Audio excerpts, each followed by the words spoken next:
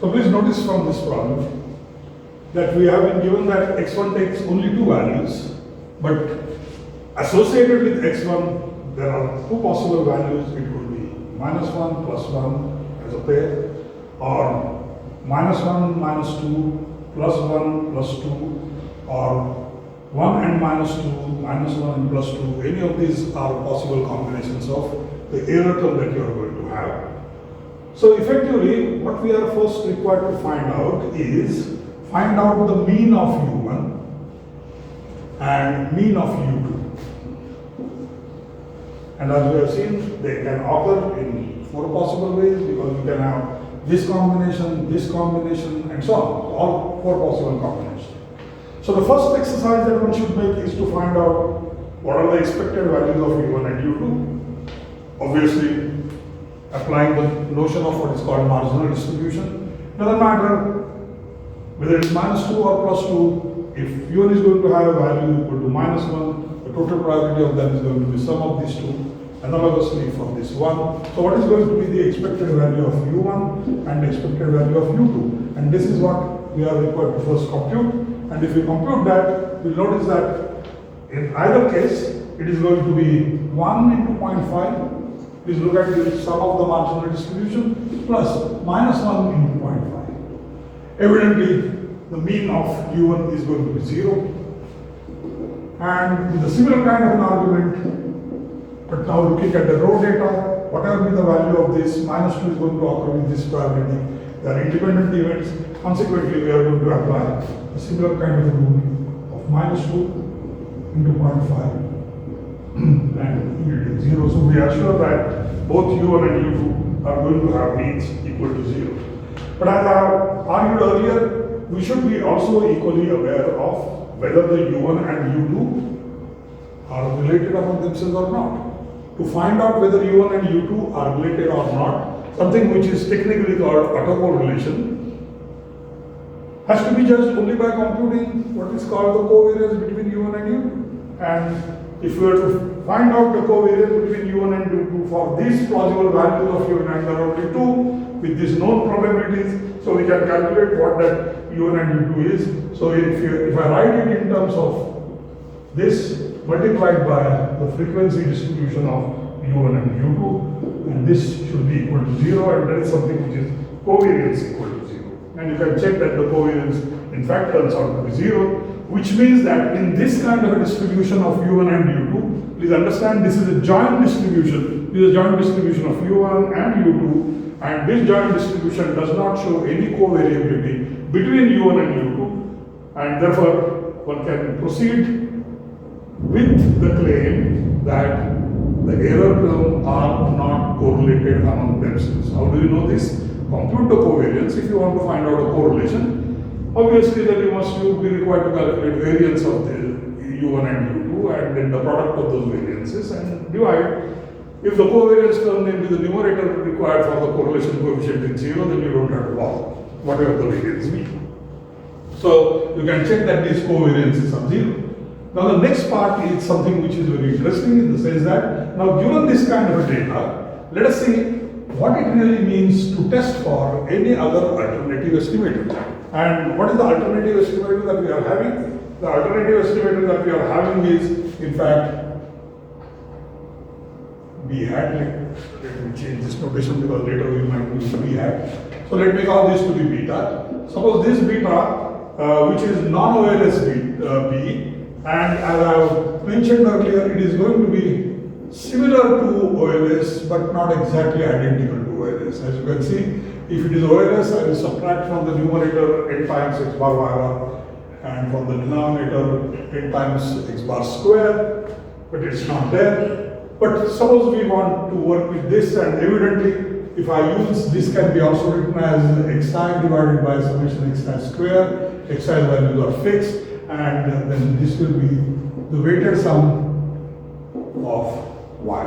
In this sense, it's a linear function of y. So this is also a linear estimator. So what we will do is, let us estimate what the beta would look like if we use this linear estimator instead of the usual OLS estimator that we have at. And how do we arrive at that? Where is y? We don't have y. So where is y? How do I plug in y? In fact we have y, because what is y? Y is going to be simply beta times xi plus ui. So wherever y occurs, I can replace this value. And I can get an expression which will in fact turn out to be something like this. So how do I get the y terms? By using this relationship that we postulate when we are using the paired values of x and y. So if we do this, what do we get? What we will get is, we'll get that beta in that case will be equal to summation xi square divided by xi square plus every time when I am going to replace y, I am going to get xi into xi plus ui. So xi square is something which I am going to get, but I am going to get xi into ui as well. And I am going to get at least two of these, so therefore I am going to get second term as summation xi ui divided by the same divisor summation xi square. And this is going to be, of course, multiplied by beta, and sorry, I didn't write this, so this is going to be beta. And this will cancel, so what remains as beta is going to be this.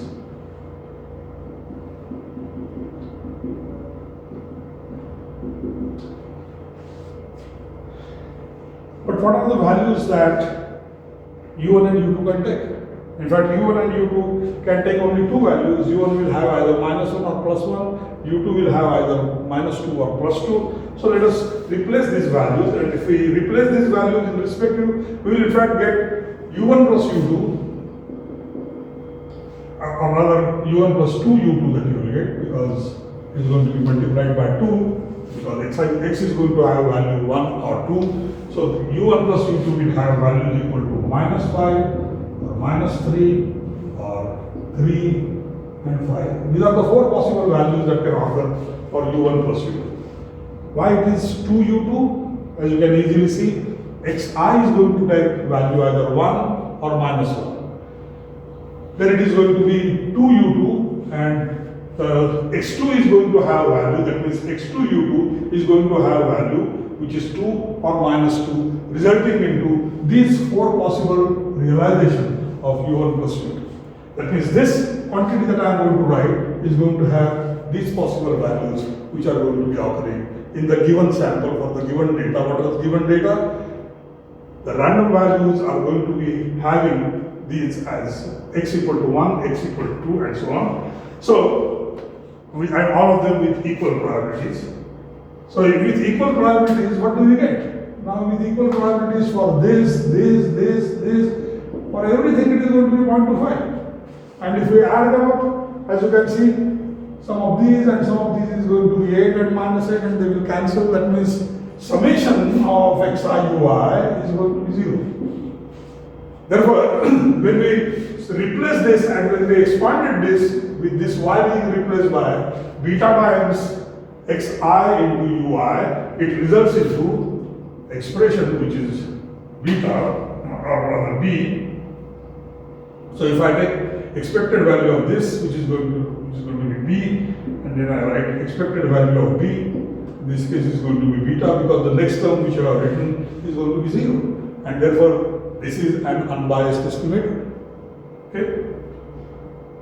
So variance of beta with this, let me call this as b. This is what we have replaced here, and this is the unknown parameter. I just switch the notation. This is my estimator value, and this is my population value, and it is going to be the same. So we can prove the so-called unbiasedness with this, but now the question is the variance least? Now let us calculate the variance. So what is going to be the variance of b? And what is my b? My b is going to be equal to this estimator,